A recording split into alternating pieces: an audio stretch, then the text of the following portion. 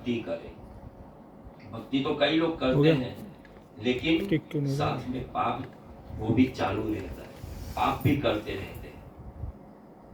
तो इसीलिए भक्ति का वो फल हमें जो चाहिए वो नहीं मिल पाता है। इसीलिए रामचरितमानस में कहा है कि अगर आप भगवान का नाम लो, लेकिन साथ में अगर किसी से कपट करो, किसी से ईर्षा करो, किसी से छल करो, तो वो नाम जपने का फल प्राप्त नहीं होता है। हम नाम तो ले लेते हैं, कई पाठ कर लेते हैं, पूजा पाठ करते हैं, बहुत सारे करते हैं, कई की ये कथाएं भी सुनते रहते, ये सब करते रहते, हम सभी की बात है, मैं भी आपके साथ हूं। लेकिन हम होशियारी बहुत करते हैं, हम छल करते हैं, हम पाप कर्म ज्यादा करते हैं, हम दूसरों से कपट करते हैं, और इसीलिए उस नाम का, उस भक्ति का, उस पूजा का फल प्राप्त नहीं होता है।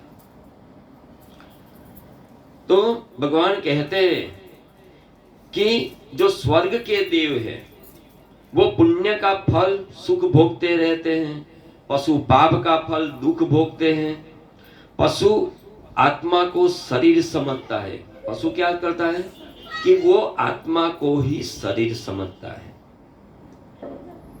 और शरीर से आत्मा सही में तो अलग है। और यह मनुष्य जानता है, ना प्राणी जानता है, ना वो जानते हैं। मनुष्य में ऐसी शक्ति है जो ये जो द्वंद्व है उसको पहचान सकता है कि शरीर ही मैं हूँ, शरीर ही आत्मा है, ऐसा पशु समझते हैं। इससे वे शरीर सुख में मग्न हो जाते हैं, जो प्राणी होते हैं और देव होते हैं वो उसी में मग्न हो जाते हैं। और पशु का स्वभाव, इसीलिए उनका स्वभाव सुधरता नहीं है। बिल्ली जन्म से लेकर मृत्यु तक चूहे की हिंसा करती रहती है, उसको ये पता ही नहीं कि वो क्या कर रही है। बिल्ली ने कभी चूहे की हिंसा करना छोड़ दिया, ऐसा कभी सुना है?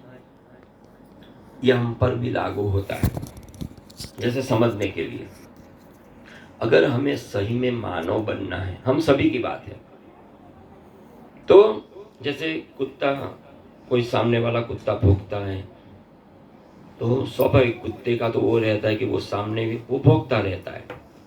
अगर हम मनुष्य हैं और हम समझते हैं कि सामने वाला कोई कुछ ज़्यादा ऊंची आवाज़ से बोल रहा है, कुछ ऐसा बोल रहा है ना जो उचित नहीं है, फिर भी उसके सामने हमने भी ऐसा बर्ताव किया तो हमें सोचना पड़ेगा कि हम मनुष्य हैं या पशु हैं।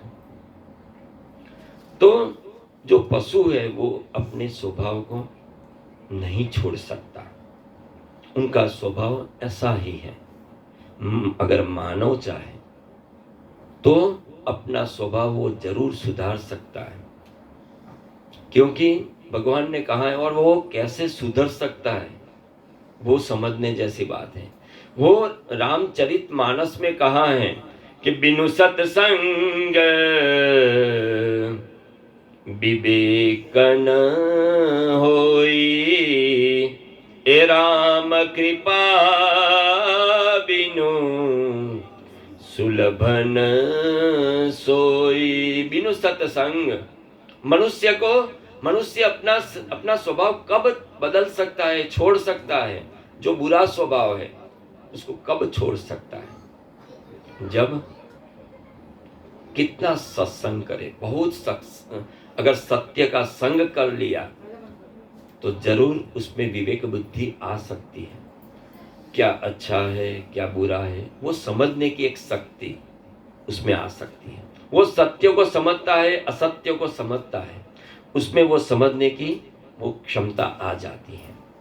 लेकिन उसके लिए करना पड़ेगा निरंतर सत्संग। एक दिन के सत्संग से ये नहीं होगा। तो उसके लिए सत्संग बहुत जरूरी है। जप करने से, कथा सुनने से हम सबका स्वभाव सुधर सकता है। सत्संग से स्वभाव सुधरता है और भक्ति करने से जीव में परमात्मा के सद्गुण आने लगते हैं। और तब वो भक्ति आ गई तो उस मनुष्य का शरीर जरूर सुधर सकता है, उसका स्वभाव सुधर सकता है। और जिसका स्वभाव सुधर गया तो उसको मृत्यु से पहले ही उसको मुक्ति मिल जाती है। जैसे परीक्षित ने समझ लिया कि सही क्या है, सत्यम परम धीमहि, केवल सत्य तो मेरा कृष्ण है, मेरा कृष्ण ही परम सत्य है। उसने वो समझ लिया और तभी वो उसने ईश्वर को प्राप्त कर लिया। 7वें दिन तक्षक ने तो बाद में उसको थोड़ा दंश दिया, लेकिन उससे पहले ही उसने शरीर छोड़ दिया था, क्योंकि उसी समय जब सत्य जान लिया, कृष्ण ही सत्य है, ईश्वर ही सत्य है, वो जान लिया, तभी उसने मृत्यु से पहले वो ईश्वर को पा लिया और ईश्वर में विलीन हो गया। तो मृत्यु से पहले मुक्ति किसकी होती है? बिनु सत्संग। इसके लिए बहुत सत्संग करना पड़ेगा। अगर मानव चाहे तो पाप छोड़ सकता है और पुण्य कर सकता है। पशु पक्षी नया पाप नहीं कर सकते, उनसे कदाचित पाप हो तो प्रभु उनको क्षमा करते हैं। देखो, जो पशु होते हैं उनको तो ये पता ही नहीं कि वो क्या कर रहा है, इसलिए उसने जो पाप किया उसको तो भगवान माफ कर देता है। देव पुण्य नहीं कर सकते, मानव चाहने पर पाप छोड़ सकता है। वह निरंतर भक्ति कर सकता है और निरंतर भक्ति करने पर भगवान के दर्शन होते हैं। क्योंकि इस कली काल में एकमात्र साधन जो है, इस कली काल में ईश्वर की प्राप्ति भक्ति से ही हो सकती है। चलो, ज्ञान मार्ग है, कर्म मार्ग है, भगवान ने गीता में कई मार्ग बताए हैं, लेकिन जो कली काल है वो भक्ति का मार्ग है। क्योंकि इस कलयुग में ज्ञान उतना टिक नहीं पाता है, और अगर ज्ञान हो गया तो अहंकार से हम बच नहीं सकते कि मैंने ये जान लिया, मैंने ये सब पता कर लिया, मुझ में ये है, तो अहंकार उसको छोड़ता नहीं है। और भक्ति में बिल्कुल दास बन के करना पड़ता है। तो भगवान उसमें कहते कि दासोस्मि, उसमें सभी का दास, बिल्कुल वो जैसे एक दीनता, जो भक्ति करता है उसमें वो दीनता आती है, उसमें किसी प्रकार का अहंकार नहीं रहता है। तो वो उस दिन को ईश्वर प्राप्त होते हैं। परमात्मा के दर्शन से ही उसका जीवन कृतार्थ होता है। जिसके मन में कोई विकार नहीं है, जिसका हृदय गंगा जल के समान पवित्र है, और जिसको भीतर से भक्ति का रस बिल्कुल चढ़ा है, वह जहां भी जाता है वहां उसे मुक्ति प्राप्त होती है। जो भक्ति का पूर्ण अवतार हो गया है, जिसमें भक्ति ओतप्रोत हो गई है, वो भक्ति से जो भर गया है, क्योंकि भक्ति की दासी है मुक्ति, फिर तो अब बिल्कुल मुक्त हो पाओगे। भक्ति आ गई तो मुक्ति क्षण भर में आ जाती है। अगर ज्ञान से शायद अगर आपने मुक्ति प्राप्त कर ली तो भी वापस आप बंधन में आ सकते हो, लेकिन जिसमें भक्ति आ गई वो बिल्कुल मुक्त हो जाता है। वह जहां बैठेगा वहां उस भूमि को वो वैकुंठ बनाएगा।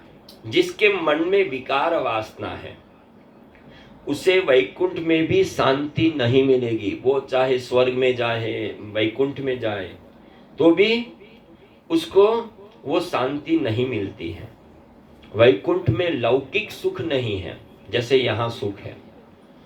संसार का सुख जिसे मधुर लगता है, संसार के भोग जिसको मधुर लगते हैं वह वैकुंठ में नहीं जा सकता। कदाचित चलो अगर चला गया तो उसे वहां वैसी अनुकूलता नहीं प्राप्त होती।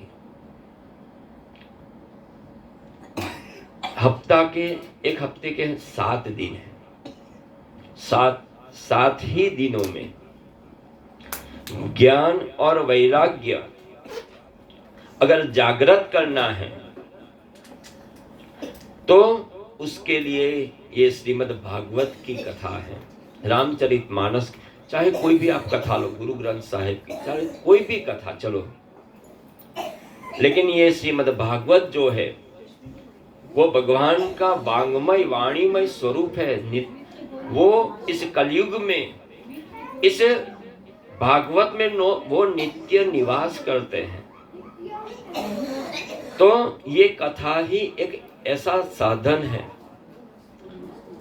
जो सुनने से 7 ही दिनों में हम में ज्ञान और वैराग्य भक्ति के साथ वो जागृत हो जाते हैं।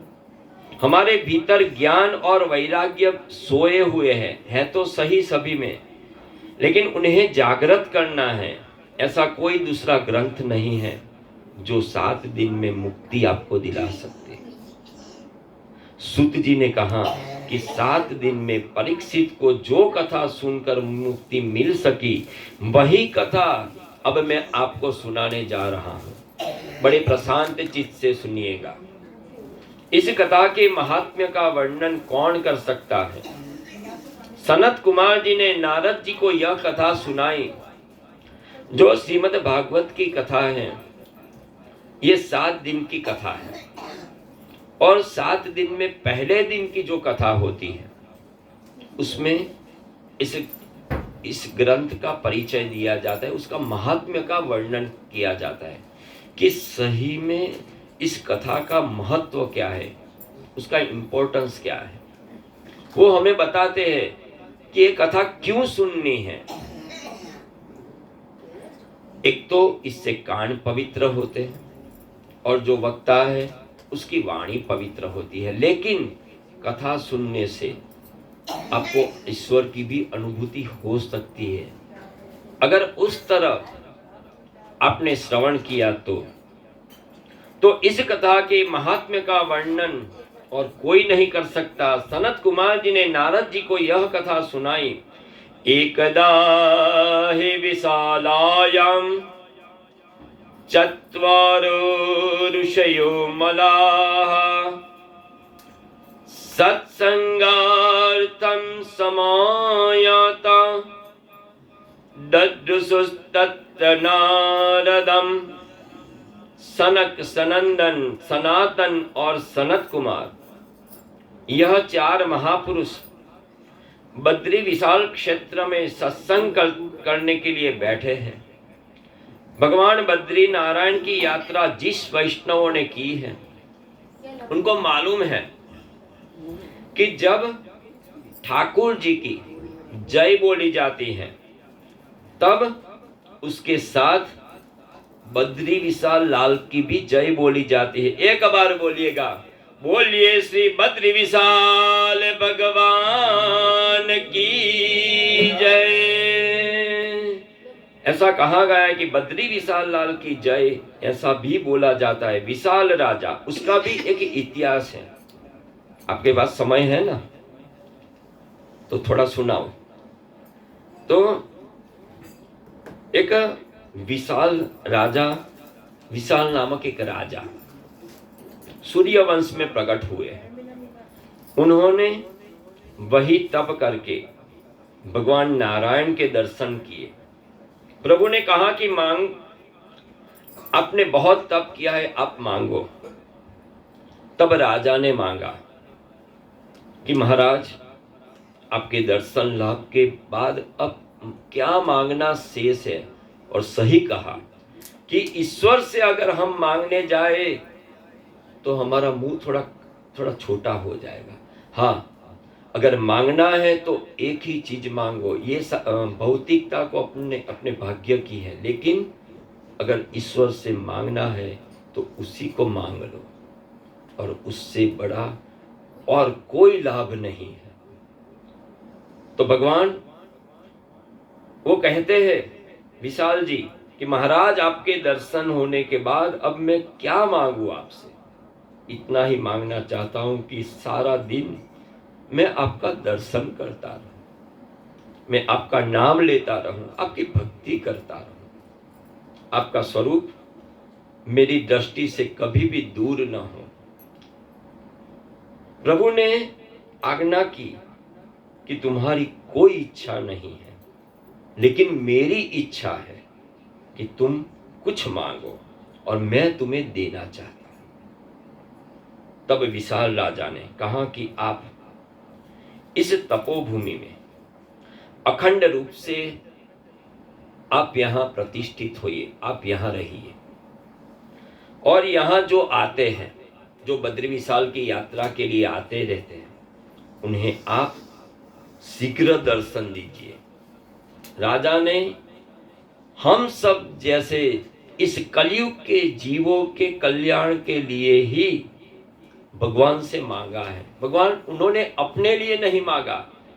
इस विशाल जी की हम पर यह कृपा है कि उन्होंने हमारे लिए मांगा, हम जैसे जीवों के लिए मांगा।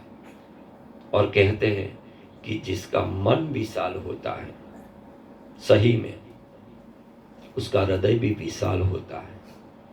कई लोगों के पास विशाल बंगला तो होता है, बड़े बड़े बंगले होते हैं, पर उसका मन विशाल नहीं होता है, उसका मन बड़ा संकीर्ण होता है। प्रभु किसी का मकान नहीं देखते। एक बात समझ लेनी है, हम चाहे इस पृथ्वी पर से कितनी भी भौतिकता इकट्ठी कर ले, लेकिन भगवान को इस भौतिकता से कोई लेना देना नहीं है। भगवान किसी का मकान नहीं देखते। भगवान इस मनुष्य में रहा हुआ उसका हृदय देखते हैं, उसका मन देखते हैं। जिसका मन विशाल है उसको किसी सुख के भोगने की लालसा नहीं होती है। वे संत परमात्मा के दर्शन करना चाहते और कुछ नहीं चाहता। प्रभु ने राजा से कहा कि बेटा तेरा नाम विशाल है, तेरा हृदय भी विशाल है, और आज से इस क्षेत्र का नाम भी बद्री विशाल होगा। सनक आदि ऋषि विशाल क्षेत्र में विराजमान है। घूमते घूमते देवर्षि नारद जी वहां आए हैं। सनत कुमारों ने नारद जी का स्वागत किया, और आज नारद जी उदास दिखाई देते हैं। सनत कुमारों को आश्चर्य हुआ कि श्री हरि के जो सेवक होते हैं, जो भगवान के भक्त होते हैं, वो कभी उदास नहीं होते। कहते हैं कि भगवान का दास कभी उदास नहीं हो सकता। वैष्णव सर्वकाल ऐसा अनुभव करते रहते कि प्रभु का मुझ पर अति अनुग्रह है, उनकी अति कृपा है। प्रभु जो कुछ कर रहे हैं, एक बात समझ लो कि भरत जी ने क्या कहा राम जी को, जेहि विधि प्रभु प्रसन्न मन होई, करुणा सागर कीजिए सोई। भगवान भरत जी राम जी को कहते हैं, जो सही में अपने ईश्वर को जानते हैं, उनकी मन की बात अगर वो जानते हैं, तो वो ऐसा ही कहते हैं कि भगवान आप जैसे राजी हो वैसा ही करो, मेरी कोई इच्छा नहीं कि ऐसा हो ऐसा नहीं हो, मेरी कोई इच्छा नहीं। और सही में जो भगवान के भक्त होते हैं वो तो ऐसा ही भगवान को कहते हैं कि भगवान मेरा पूरा जगत चला जाए, आप मत जाओ, और आप मेरे लिए जो जो उचित हो वैसा ही करो। शायद आपको पता होगा, आपने सुना होगा कि ऐसा कहते हैं कि आप जो अगर शिव जी की आराधना करो, भोलेनाथ बड़े दयालु हैं, और उसकी आराधना करो तो चपटी भभूत में खजाना कुबेर का। थोड़ा सा कुछ करो तो आपको कुबेर का खजाना दे सकता है। और शंभु इसलिए करते हैं कि वो अपनों से मनुष्य को कि भाई तू इतना ले जा, मेरे पास अभी मुझे तो ये योग साधना है, मुझे भगवान की भक्ति करनी है। तो ज़्यादातर वो अपने पास निकट किसी को नहीं आने देते। लेकिन भगवान कृष्ण ठाकुर जी अति दयालु हैं, भगवान शिव भी अति दयालु हैं, लेकिन वो दे के उनको दूर कर देते हैं। लेकिन भगवान जो ठाकुर जी हैं, कृष्ण हैं, अपने नारायण जो है, वो अपने भक्तों से सब कुछ छीन लेते हैं। और क्यों? ईश्वर अति कृपा करते हैं, वो सब छीन के हमें अपने पास हो। क्योंकि भगवान भी हमें, उनको भी वो भी चाहते हैं कि मेरा भक्त मेरे पास आए, इन सांसारिक भौतिकता में ना पड़ा रहे, उसमें ना वो लिप्त हो। और इसीलिए सभी माया को वो छुड़वाते हैं।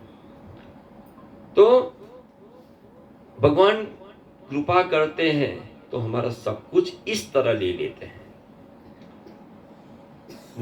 तो प्रभु जो कुछ कर रहे हैं केवल केवल केवल मेरे कल्याण के लिए ही करते हैं। मैं प्रभु का हूं। अरे प्रभु तो नास्तिक का भी कभी बुरा नहीं करते हैं, जो भगवान का नाम नहीं लेते उनका भी बुरा नहीं करते हैं। तो संसार में कई जीव ऐसे भी हैं जो कहते हैं कि हम ईश्वर को नहीं मानते, भगवान कहाँ है, मुझे सेवा पूजा की कोई फुर्सत नहीं, मेरे पास अभी भगवान के पूजा के लिए कोई समय नहीं है। भगवान कहते हैं कि तुम मुझे नहीं मानते पर मैं तुम्हें मानता हूं। क्यों? क्योंकि आप मेरे ही संतान है। ममैवांशो जीवलोके जीव भूत सनातन, आप सब मेरे ही बच्चे हैं। आप चाहे मुझे भूल जाओ, लेकिन मैं कभी आपको नहीं भूल सकता। भगवान सबको मानते हैं, वे नास्तिक को भी मानते हैं और उससे भी उतना ही प्रेम करते हैं। नास्तिक का वे कभी बुरा नहीं करते। आप सब वैष्णव हैं और प्रभु को आप सभी प्रिय हो। आपके जीवन धन आपके भगवान हैं। हमारा धन भी कौन? हमारो धन राधा, श्री राधा, श्री राधा, परम धन राधा, राधा राधा, श्री राधा, हमारो धन राधा, श्री राधा, श्री राधा। वो कहते हैं जो सही में भगवान का भक्त है वो भगवान को ही अपना धन मानते हैं, अपना परम धन मानते हैं। तो हे भगवान, आप ही मेरा परम धन हो। प्रभु में विश्वास रखिए। अपने जीवन में सुख और दुख का, मान और अपमान का प्रसंग वो आता रहेगा, आता जाता रहेगा। लेकिन एक निश्चय कीजिए कि प्रभु ने मेरे साथ जो किया है वो अच्छा ही किया है। मेरे प्रभु कभी भी मेरे साथ गलत नहीं कर सकते। कोई मनुष्य गलत कर सकता है लेकिन प्रभु कभी भी गलत नहीं कर सकते। मैं भगवान का हूं।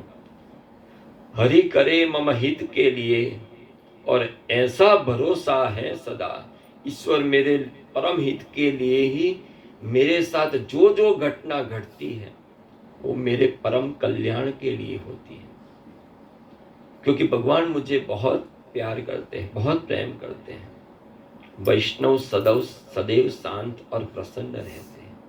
सनत कुमार नारद जी से पूछते हैं कि हे नारद जी, आप तो परम वैष्णव हो, तब कुतश्चिंता तुरो भवान।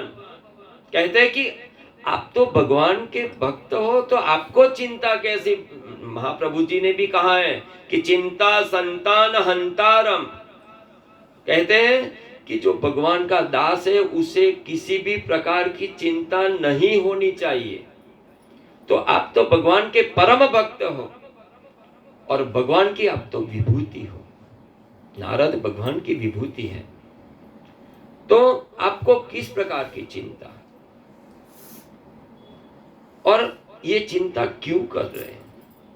तब नारद जी ने कहा कि भगवान, मैं तो आनंद में ही हूं, मुझे कोई प्रकार की चिंता नहीं है, मुझे कोई दुख नहीं है।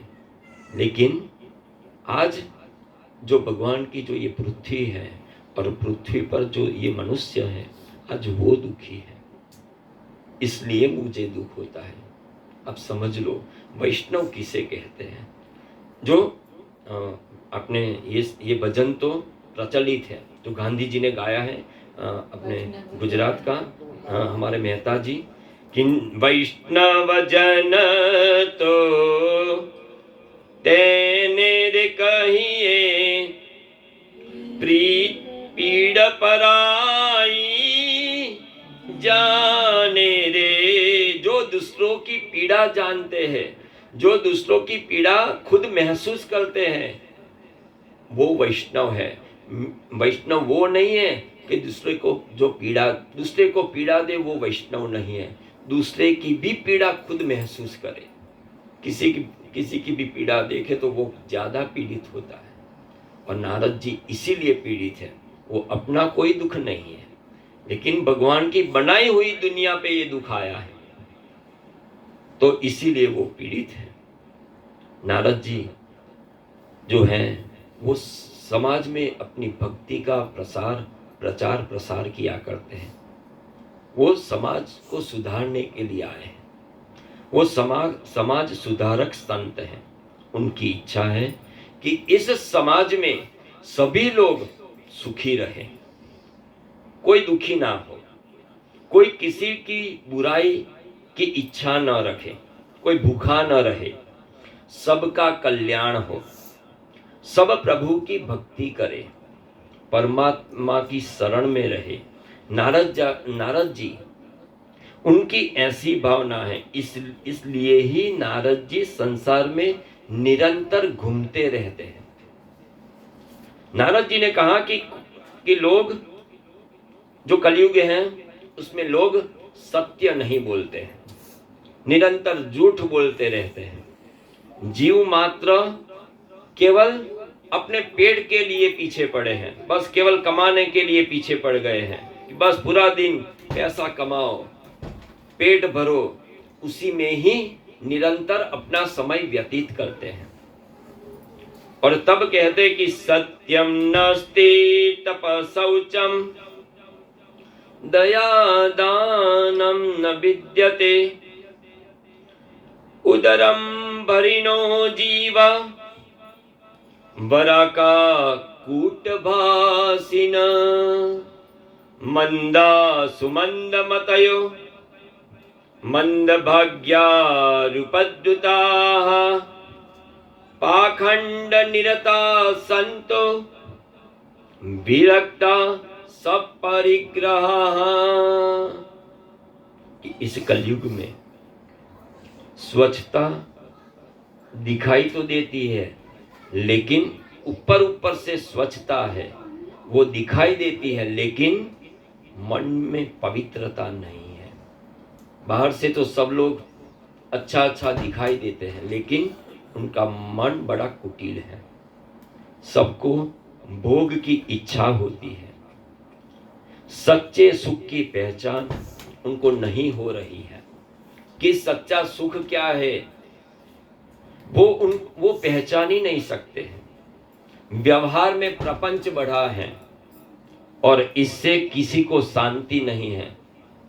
सही में तो हमारा जो जन्म है वो शांति की प्राप्ति के लिए ही हुआ है। शांति मतलब एक तरह से ईश्वर, जिसको ईश्वर की अनुभूति होती है वो ही शांत हो सकता है। तो हमारा मूल जो उद्देश्य है वो इसीलिए है कि हमें परम शांति का अनुभव हो, लेकिन शांति नहीं है। प्रपंच करने वाला अशांत रहता है। जो किसी से अगर प्रपंच करता है, किसी के साथ कपट करता है, किसी के साथ होशियारी करता है, किसी की ईर्ष्या करता है, किसी के साथ कुछ गलत करता है, तो उसको कभी भी शांति नहीं मिल सकती। वो चाहे कितने बड़े ही बंगले में क्यों न रहता हो, लेकिन उसको शांति नहीं मिलती है, वो निरंतर अशांत रहता है। नारद जी दुख के कारण बतलाते हैं कि ज्ञान का बहुत विक्रय हो रहा है, इससे ही दुख बढ़ रहे हैं। अन्न का भी विक्रय होने लगा है। और आप कहेंगे कि महाराज हमने अन्न का विक्रय कहीं किया है? अन्न विक्रय अब होटलों में भले ही होता रहे, पर भोजन पाने वाला थोड़ा भी काम कर दे तो अच्छा है। ऐसी इच्छा रखकर भोजन देने वाला अन्न विक्रय करता है और उसे अन्न विक्रय के समान ही पाप लगता है। सनातन धर्म की एक ऐसी मर्यादा है, समझ लो, कि जो भोजन देने वाला भोजन पाने वाले को रुपया देता है और वंदन भी करता है, पर बाद में अन्न का विक्रय होने लगा और इससे इस धरती माता अन्न रस निगलने लगी है। श्रीमद् भागवत में आगे आता है कि जो कलयुग के जो लक्षण होते हैं उसमें सारी चीजें लिखी गई थी 5000 साल पहले कि ऐसा होगा। आज से 100 साल पहले ऐसा नहीं था, लेकिन ऐसा होगा ये पहले लिख दिया था। जो अब हम देखते रहते कि अन्न बेचने लगे हैं और जो जल है वो एक पाउच में आने लगा है। ये सारी चीजें 5000 साल पहले व्यास जी ने लिख दी है। तो ये अभी हम देख रहे हैं, तो विक्रय होने लगा, इससे धरती माता अन्न रस निगलने लगी। ज्ञान का विक्रय होने लगा, इससे ज्ञान अब मस्तिष्क में न रहकर केवल पुस्तकों में ही रहने लगा है। स्त्रियों में स्वेच्छाचार, अपने हिसाब से चलना बहुत बढ़ने लगा है और स्वेच्छा अपनी इच्छा के अनुसार, उससे दुराचार उत्पन्न होता है। सदाचार रहा ही नहीं है। हमारे शास्त्रों में लिखा है कि कुछ गलत अर्थ मत करना। आप सब तो नारी है, लेकिन भगवान ने जिस अर्थ से कहा है वो समझने जैसा है, क्योंकि भगवान ने हमारे लिए श्रीमद् भागवत में पूरा लिख दिया कि वर्ण का आश्रम, 4 आश्रमों की चर्चा कर दी और फिर कहा कि हमको भगवान ने जिस लिए भेजा है, किस लिए भेजा है, हमारा जो दायित्व है, हमारा जो दायित्व है, हमें भगवान ने मनुष्य बनाया और उसमें भी पुरुष बनाया हो, स्त्री बनाया हो, किसी का बेटा, किसी की बेटी, किसी की पत्नी, किसी की माता, ये सब जो बनाया है वो हमें जो दायित्व दिया है, हम उस अगर दायित्व को न निभाए और केवल अपना सुखी, हम जिसमें सुखी हो उस तरह हम चले तो उसको स्वेच्छाचार कहते हैं। स्वेच्छाचार का मतलब और कोई कुछ नहीं है, लेकिन अपने हिसाब से इस तरह जो चलते, अपना रोल नहीं निभाते हैं। हमें जो रोल दिया है, हमें जो दायित्व दिया है, अगर हम वो नहीं निभाते हैं तो स्त्रियां इस तरह स्वतंत्र होकर घूमना, वो जो घूमती रहती हैं, वो अच्छी बात नहीं है। स्त्री जब बाल्य अवस्था में माता पिता के अधीन रहती है, युवावस्था में अपने पति देव के अधीन रहती है और वृद्धावस्था में पुत्र के आश्रय में रहती है, तभी अच्छा रहता है। स्त्री बहुत स्वतंत्र होकर अगर घूमे तब उसकी मानसिक तबीयत बिगड़ जाती है। ऐसी स्त्री दुखी होती रहती है और कुछ नहीं होता, बस दुखी मिलता है। नारद जी ने दुख का कारण दिखाकर कहा कि घूमते घूमते मैं एक बार वृंदावन में गया। भगवान नारद जी अब कहते हैं कि मैं एक बार वृंदावन में पहुंचा, वहां एक युवती रो रही थी, उसके आगे 2 मूर्छित पुरुष पड़े थे। उस स्त्री ने मुझे बताया और मुझे आश्चर्य हुआ। मैंने सोचा कि कोई दुखी और भयभीत स्त्री है, उसका दुख दूर करूं। मैं उसकी मदद करने वहां पहुंचा और कहा कि आप कौन हैं। उस स्त्री के साथ बातें करने में मुझे थोड़ा संकोच हो रहा था। धरती पर दृष्टि रखकर मैं खड़ा रहा। यह हमें शास्त्रों में बताया गया है कि ज़्यादातर अपनी स्त्री के सिवा और किसी भी, वो चाहे बहन हो, चाहे माँ हो, चाहे कोई भी स्त्री हो, ज़्यादा उससे नज़र ना मिलाए, अपनी नज़र नीचे रखे। एक ही मर्यादा है। बिना कारण पुरुष किसी स्त्री की ओर देखे नहीं, स्त्री भी पुरुष की ओर ना देखे, ज़्यादातर उसकी आंखों में ना देखे। स्त्री ने मुझसे कहा कि भो साधो क्षणम तिष्ठम चिंताम अपि नाशय। हे साधु, आप ठहरो। कि महाराज, आप मुझे एक संत लगते हैं, मुझे आप में कोई सामान्य मनुष्य नहीं दिखता है, आप एक संत हो, मुझे ऐसा लगता है। आपके दर्शन से मुझे बड़ी शांति मिलती है, केवल आपके दर्शन से ही शांति मिलती है। और सही में देखने जाए तो सही जो संत होते हैं, उसके निकट बैठने से, उसके दर्शन से ही हमारे पाप, हमारी सारी चिंताएं नष्ट होने लगती है। हमें तो अनुभव है कि हम किसी गुरु के स्थान में जाए, केवल स्थान में जाए, वहां गुरु शरीर से नहीं है, फिर भी वहां जाने से एक प्रकार की शांति मिलती है। तो इसके दर्शन से, नारद जी के दर्शन से उस स्त्री को बड़ी शांति मिलती है।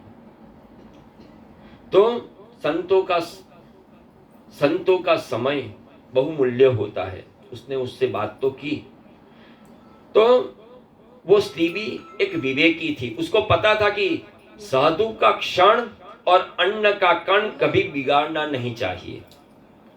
मैं आपका अधिक समय नहीं लूंगी, एक क्षण की ही बात है। वो आपसे मांग रहे हूं कि हमारे शास्त्रों में लिखा है, भजन में, कथा कीर्तन में बार बार जाना योग्य है, पर साधु संतों को बार बार मिलने से जाना, बार बार मिलने के लिए जाना उचित नहीं है। संत परमात्मा में तन्मय होने का यत्न करते हैं, संत निरंतर भक्ति में लीन रहने की इच्छा करते हैं, और संसारी जीव जब संत से बार बार मिलने जाते हैं तो उस संत का समय लेते हैं, तब उनकी भक्ति में विक्षेप होता है। मैंने जब पूछा कि आप कौन हो, तब उस स्त्री ने मुझे एक कथा सुनाई कि महाराज, मेरा नाम भक्ति है, और ये जो दो पुरुष हैं वो और कोई सामान्य नहीं है, ये मेरी ही संतान है। भक्ति की दो संतान, एक ज्ञान और दूसरा वैराग्य। मैं तो युवान हूं, उसकी माँ युवान है, लेकिन उसके बच्चे बूढ़े हो गए हैं, वो मूर्छा में है। द्रविड़ देश में मेरा जन्म हुआ है, कर्नाटक में मैं बड़ी हुई हूं। भक्ति का जन्म कहाँ हुआ? तो वो द्रविड़ देश में, कर्नाटक में वो बड़ी हुई, और महाराष्ट्र में कहीं कहीं भक्ति कहते हैं कि मुझे सम्मान मिला।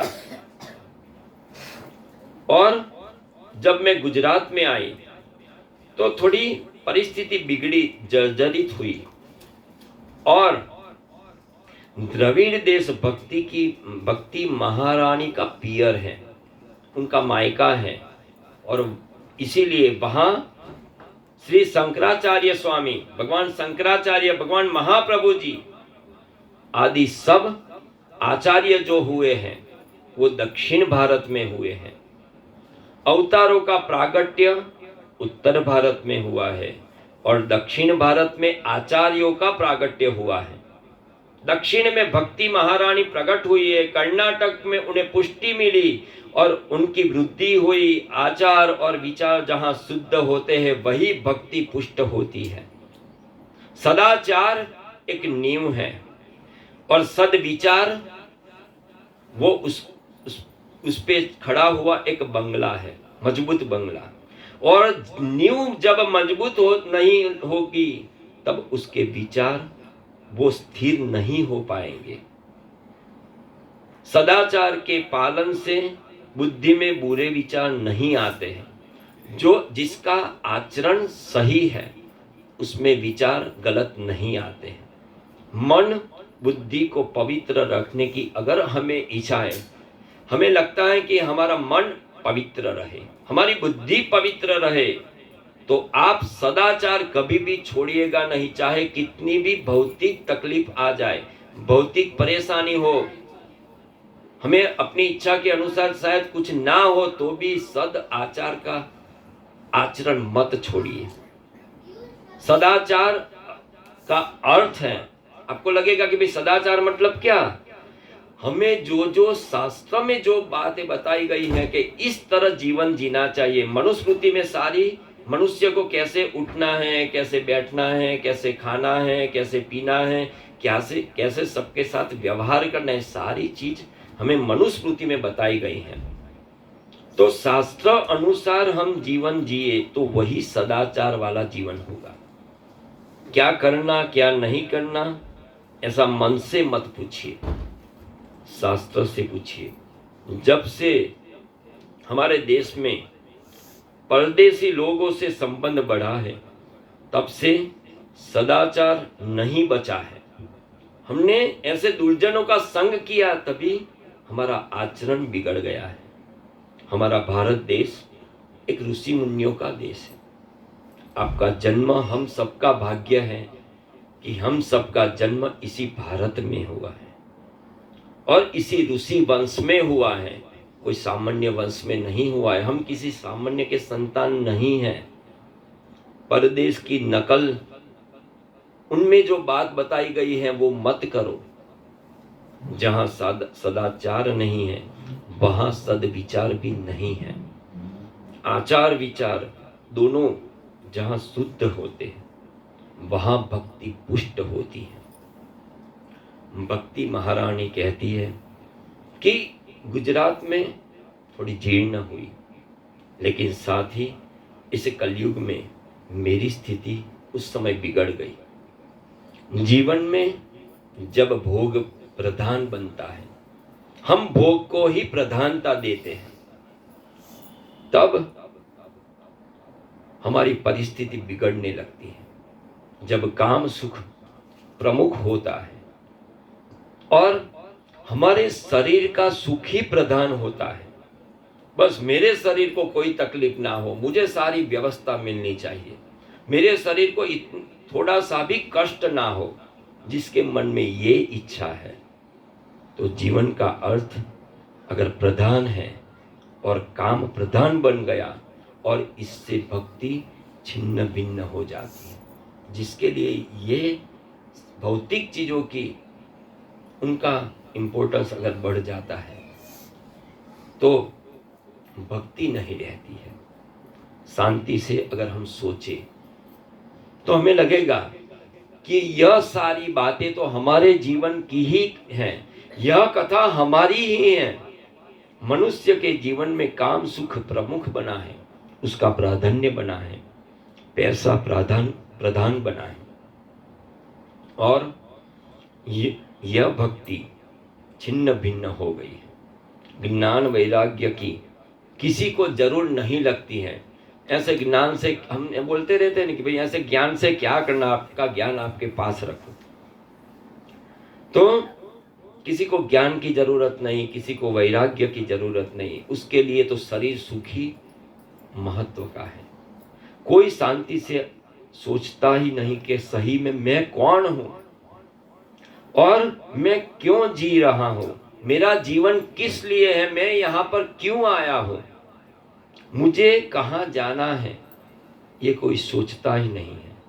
कलयुग में लोग ज्ञान वैराग्य की उपेक्षा कर रहे हैं, इससे ज्ञान वैराग्य मूर्छित हो गए हैं।